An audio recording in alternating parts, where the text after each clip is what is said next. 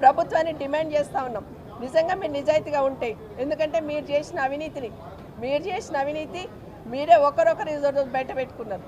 మరి ఆ బయటపడ్డ అవినీతిని కప్పిపుచ్చుకోవడానికి ఈరోజు హరీష్ రావు గారికి ఈరోజు నోటీస్ ఇచ్చిందనేది ప్రజలకు స్పష్టంగా అర్థమవుతా ఉంది. నిజంగానే మీకు నిజాయితీ ఉంటే ఈ ప్రభుత్వానికి ఒకటే డిమాండ్ చేస్తూ ఉన్నాం, మీరు సుప్రీంకోర్టు సిట్టింగ్ జడ్జి ద్వారా ఎంక్వైరీ చేయించండి. ఈ బొగ్గు కుంభకోణంలో అవినీతి జరిగిందా లేదా, ఏ విధంగా అవినీతి జరిగిందనేది బయటకు రావాలి. తెలంగాణ ప్రజలకు స్పష్టం కావాల్సిన అవసరం ఉంది. మీరు సుప్రీంకోర్టు జడ్జి ద్వారా, సిట్టింగ్ జడ్జి ద్వారా ఎంక్వైరీ చేయించాలని ఈ ప్రభుత్వాన్ని డిమాండ్ చేస్తూ ఉన్నారు. ఇలాంటి నోటీసులు ఎన్ని వచ్చినా కూడా ఎదుర్కోవడానికి మా నాయకులు సిద్ధంగా ఉన్నారు, మా కార్యకర్తలు సిద్ధంగా ఉన్నారు. తెలంగాణ సమాజం కూడా చూస్తూ ఉంది, అవకాశం కోసం వెయిట్ చేస్తూ ఉంది. ఏ ఎన్నికలు వచ్చినా మీరు నోటీసులు ఇచ్చి డ్రామా ఆడుతున్న విషయాన్ని ఇప్పటికే తెలంగాణ ప్రజలందరూ గమనించున్నారు.